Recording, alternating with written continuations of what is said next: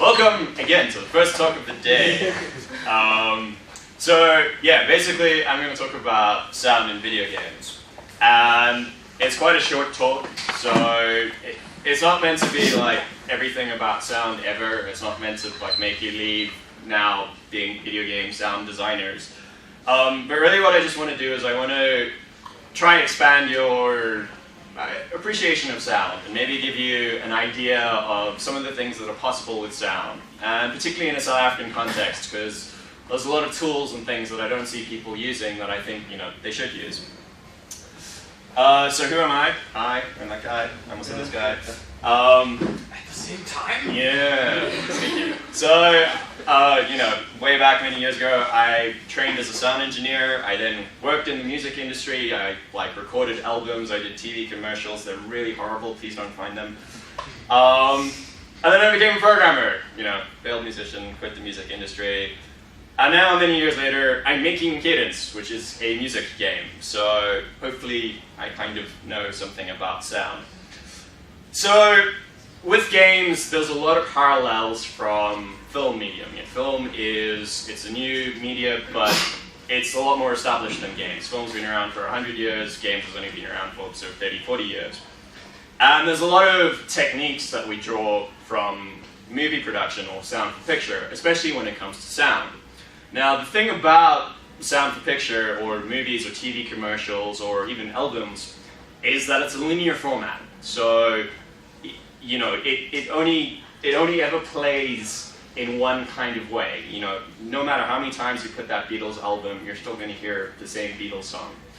And, that's really cool, but for games, that's a bit of a problem, because games are interactive. Games have player choice. Which means even if it's a very linear game, the player is still deciding the pace at which that game progresses. So what that means for game graphics, to sort of use a bit of an analogy, is instead of having actors filmed, which they did way back when and it was quite horrible, we had these 3D avatars. And these 3D avatars, or even 2D avatars, or whatever the case might be, they're an embodiment of the player choice. And the thing is, because they're interactive and you can manipulate those, they allow the player to influence the game. And as you can see, Cloud there on the left, I've never seen someone that looks like that. That's a very crude representation of a human being. But it didn't matter. It was more about the player feeling that agency. And what's happened over the years is graphics have gotten a lot better, and they've got a lot better at rendering these avatars. And then you have the AAA games of today, which look very realistic, and that's just because of that progression. So in this context, which one do you think sound is? Is sound like Cloud on the left, or Call of Duty on the right? Well, sound's kind of like Myst. So Myst was like, if you're younger, which is a thing that happens now, Myst is just static images, and it was beautiful, and they had to do that because real-time graphics didn't exist when they made Myst. And really the thing is, with those static renders, you could still move through that world, and they were still interactive. And that's really how a lot of sound production today works. So, you just have folders and folders of WAV files, and you kind of import those into the game, and then you trigger those, and sound plays back, much like it would in Myst. And then there's another way that you can create sound, which is a lot less common, but is coming to the fore now, which is procedural sound, where instead of a rendered sort of snapshot of a wave, you have a formula that dynamically creates sound. Because, all sound is a frequency, and it's waves. So if you create those waveforms in the right way, you get sound. Okay, so, there's a lot of things, which is better, procedural sound or rendered sound. And the thing is, I think there's a really good reason why WAV files are so popular. So if you take the example of recording a full orchestra, recreating that in real time is really hard. You could do it with sound formulas, but it's going to sound crap. And the other way you can do that is with samplers. And like Hans Zimmer, when he does soundtracks, he first does it on his computer, and he's got a computer with like 32 gigs of RAM and like this custom hardware and that custom controller. So for sound games, I mean, well, just games, that's not really an option. But the thing is, you can take that entire orchestra and you can condense it to a single wave file. And that's actually really efficient. And also, you get all of these things like the player's performances and that expressiveness that's really hard to do with a computer. So the key here is not really how the sound is created. The key is how you can control the sound. So you have this linear recording of an orchestra, but then how do you cue that with the events in the game, and how do you make that meaningful? So there's a few ways you can do that. The most obvious one is you can code that yourself. You can say, when this happens, play that sound, when this happens, play that sound. And it's very manual, but it works, and that's the way most people do it. And until recently, there were these tools that not many people know about because they were these big AAA tools, and they had these restrictive licenses, but now they're becoming available. In particularly Unity, I'm not sure what the case is with GameMaker, but Fmod and Wise. I don't know, actually, how do you say that? Does anyone know? They say Wise. Wise, okay, cool, Wise. They say Wise. So these tools are actually really powerful, and they're now accessible to indies. And I'll show you an example now to really drive home what it's about. And the other way you can do it is with technologies that come from interactive media. So for instance, Pure Data is what we're using with Cadence. We'll get into that later. Also Max MSP, I believe there was a workshop on that yesterday. And basically they're technologies that are really designed around making sound interactive, and they're very powerful. So what I'm going to do now is I'm going to show you kind of the closest I've ever gotten to doing sound from the AAA industry. And basically, a typical game example is from a racing game, and the car was an Audi R8, and then there's a question of, how do you recreate that sound? How do you make that believable in the game? Well, quite simply, you take the car and you record it with a microphone. Quite straightforward. Or, if this is the AAA industry, you use 10 microphones because they want 7.5 million surround sound things going on. Now, obviously, I didn't have an Audi R8, so we actually contracted it to a studio in Europe who do sound for the big racing games. And basically, the idea is that you then get a loop of that engine sound. And the model of what you're trying to do is very simple. In a car, when you push the accelerator, the revs go up, and the revs means the engine spins faster, and the frequency goes up. So basically, what you're trying to do is you're trying to take that loop and pitch bend it. Very simple. When the player presses accelerate, the revs on the engine go up, and the pitch of that engine sound goes up. Sorry, excuse me.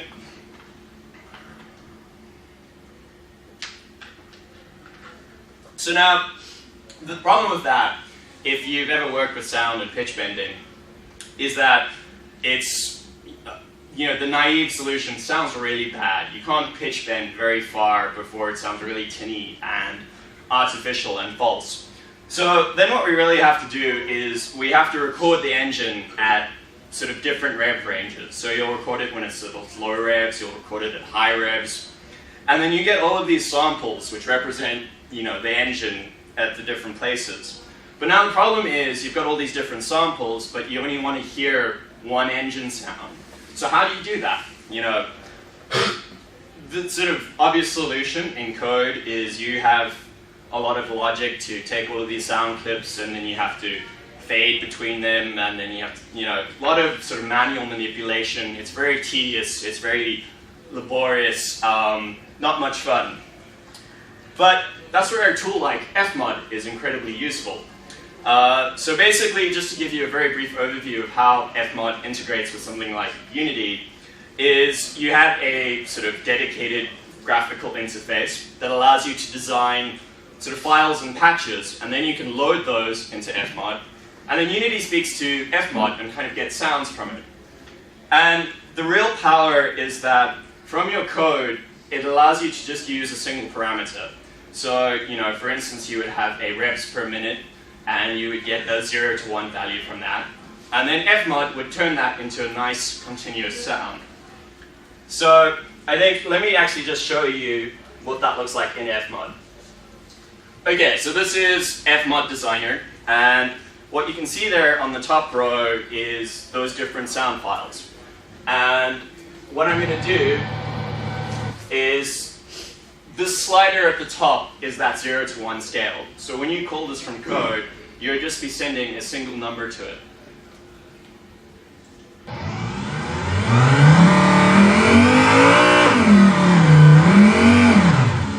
Okay, so there you go. You can imagine someone pressing the accelerator. Now, to make this more realistic, they then recorded a whole second set of samples of the car while it's driving. Because, you know, while your car's idle and while it's driving, they don't sound quite the same.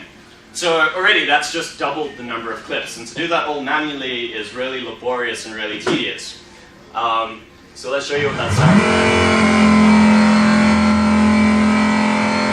And as we turn on the second clip,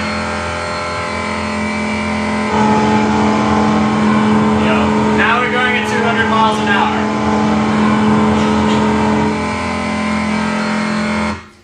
Okay, now just to show you how that actually translates into the game. So what you're going to see is you're going to see the car actually driving around in the game, and you're going to hear the gear changes, and you can hear those RPM come down. But you'll also hear when it comes off the accelerator, it blends between the two load sounds, and it sounds a lot more realistic. And also look out for when it goes over a jump, and then suddenly you hear just the revs go to the top. And that's a very realistic representation of how a real car would do that. So there you go, lift up the accelerator, over the jump.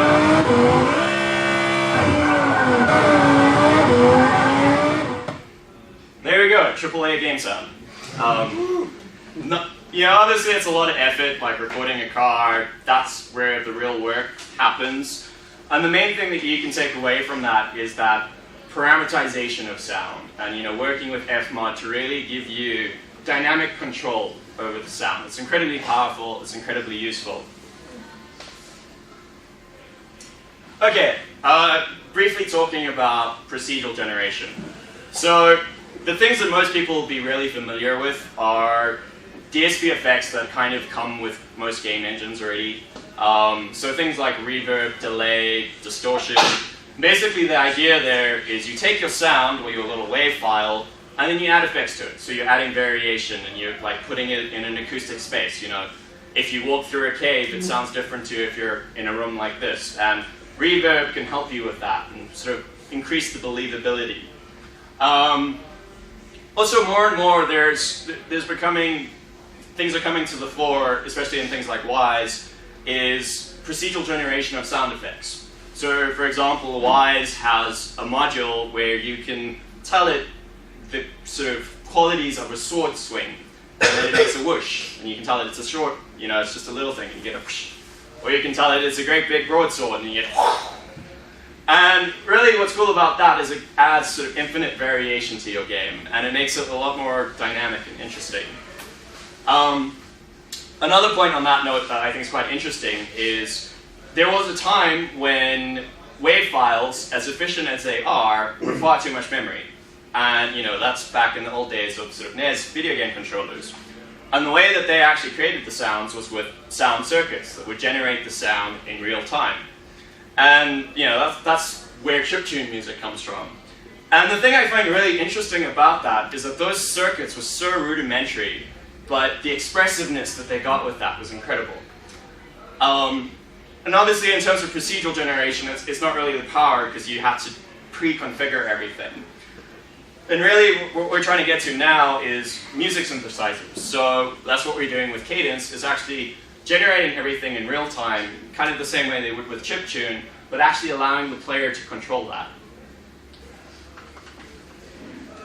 So what we're using in Cadence is libpd, and it's very technical, but basically libpd is what allows Unity to speak to pure data, and it works very much the same way that Fmod does. You have a graphical interface where you create all of your sounds and your patches, and then that loads into pure data, and then Unity can get sound from that. So, I mean, I'm not going to go too into what we're doing with libpd, because quite honestly, it's inappropriate for most games. If you're doing a very musical, sound-based game, it's awesome. If you're doing other games, it's a lot of hard work. I mean, you have to know a lot about sound generation, you have to know a lot about synthesis, it's really heavy on the CPU. You kind of have to build everything from absolute scratch. So, you know, it's very much a sort of cost-reward kind of thing. But now, let me show you that power that I was talking about. So, you know, I'm making cadence along with Rodane. That plinky you're hearing in the background constantly. And I want to show you kind of some things that aren't in that build that are really about the player expressing themselves. So what we have here is a level that kind of has a full representation of sort of a band playing together. You know, you have a drum beat going here. You have a sort of pad sound effect, a bass in the lead line. And when you put it all together, you get something like this.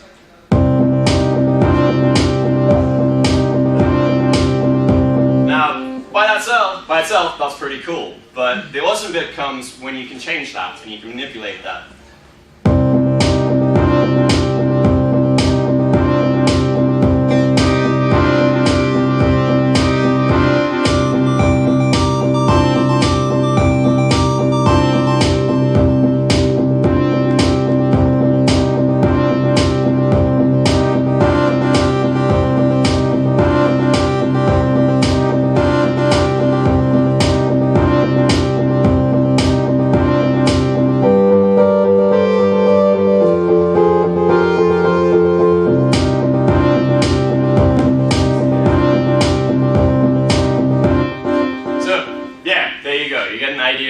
What's possible with allowing the users to really take authorship of the experience. Wow.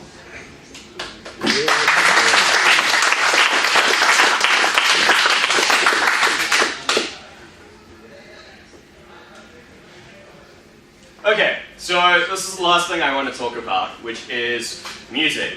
Now, music's a bit different from sound effects, which is what the whole, you know, car sound thing was really all about. And music is really awesome because it has this amazing power to evoke emotion within us. I don't know if you ever had the experience, but like when you watch a TV commercial or a film without music, it's quite a odd experience. There's something missing, and then you add the music, and it's like, oh, there it is. You know, this is proper now. And that's actually, you know, there was the sound challenge on the forums recently on Make Games, where adding sound to a prototype, and suddenly it felt like a real game. Now, what I want to show you here is to show you that even if you're not musical, there's still really cool ways that you can use that music to your advantage. So, you know, what is music? Well, music has rules to it, and there are certain qualities to music. So, very broadly speaking, you know, rhythm and tone. Rhythm is dum cha, dum cha. You know, it's periodic. And even if you don't got rhythm, you still actually have a very great sense of something that is in time. It sounds pleasurable and it sounds pleasing. And the same thing with tone. You know, a lot of people say, I'm tone deaf. You know, I can't sing in tune. Well, actually, you're not tone deaf. And the truth is, most of us have an incredible sense of relative pitch. You know, so if I'm speaking down here and I'm speaking up here, you can hear that difference. And that's really important in language, and it's part of how we communicate. You know, I can say Peter and address someone directly. I go, Peter, you know, I'm asking a question. Where are you? How are you doing? So that perception is very much hardwired into our brains. And it's actually very rare that someone doesn't at least have that basic perception. So what I want to do now is I want to show you just a couple of examples of using that in games in creative ways. Okay, so the first example is from Monument Valley, which amazing iOS game. And what I want you to pay attention to here is those two platforms with the sort of portals on the side, those are actually sliding platforms that the player can manipulate. And what they've done, which I find really inspired, is they've given a musical identity to those platforms. So, you know, the naive solution is to just put a sort of grinding concrete noise on that and be done with it. And it would be very convincing, and, you know, there'd be nothing wrong with that. But actually, they've kind of turned it into an instrument, and you'll hear a harp playing. And the thing that's really interesting about that is each one plays the harp in a different register. So, well, let me play it to you, and then I'll describe some more.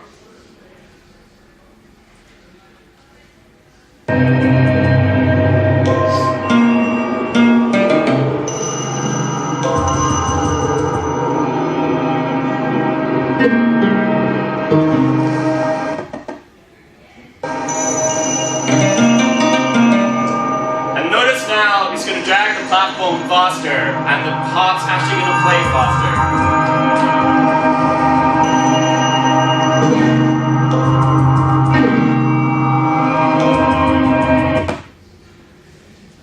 So for me, that's a wonderful little example of how a very simple touch actually adds a lot of nuance to the game, and it adds a lot of depth and richness to the game. So the next thing I want to show you is actually from Journey. So Journey, again, is a remarkable game, you know, wonderfully well designed. And there's a particular system in Journey that I'm just absolutely in love with. And that's the player communication. So this is an application of sound that's actually an incredibly powerful design tool. And basically, to get around people hazing each other on the internet and being total dicks, as most people on the internet tend to be, you can't speak to another player on the internet. I mean, in Journey. So the only way you can communicate is with these audio chirps. And it's a very simple system. If you press the button short and sharp, you get a quick chirp. If you hold the button in, you get a long, bigger sound. And what I find really amazing is, even though it's so simple, that becomes a very effective player communication technique.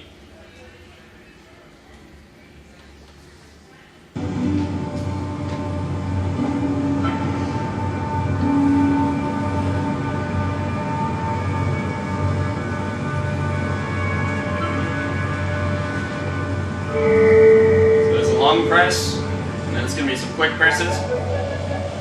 And what this guy's done is he's found a secret, and he's trying to tell his companion to come find him here, so his companion can also get the secret.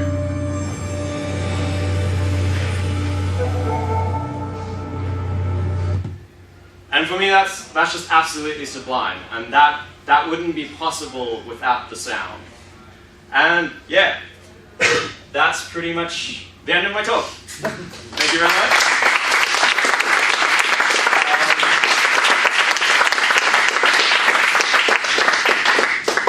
I don't care if you don't follow me on Twitter, but like that bottom line there, we're going to be doing a Kickstarter pretty soon, probably the next month or so. Please give us money or tell your friends or just like whatever. Yeah, we really want to keep making kids. Cool, thank you.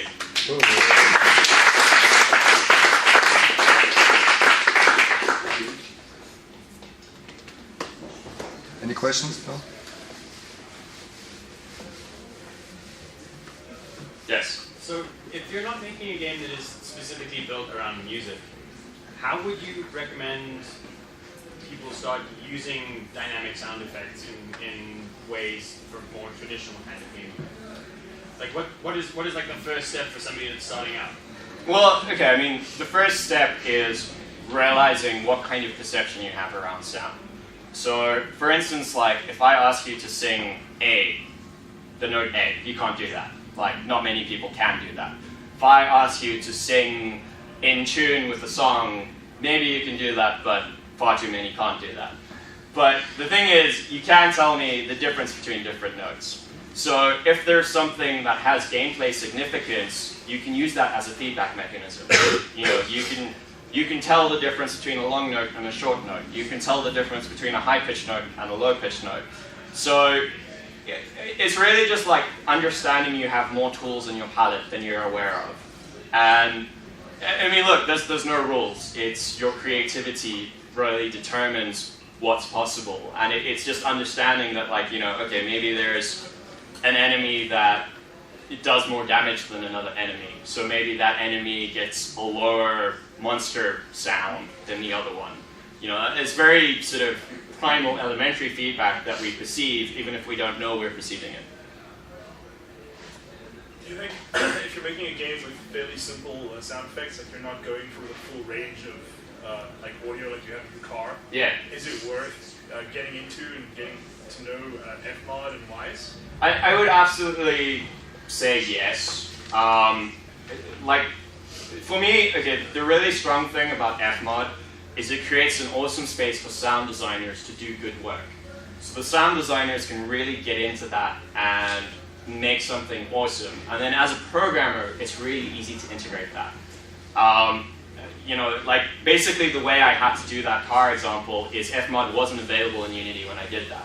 So I went into Fmod to, you know, figure out where the transition points should be, what the relative volumes would be, and then I had to recreate that in code in Unity.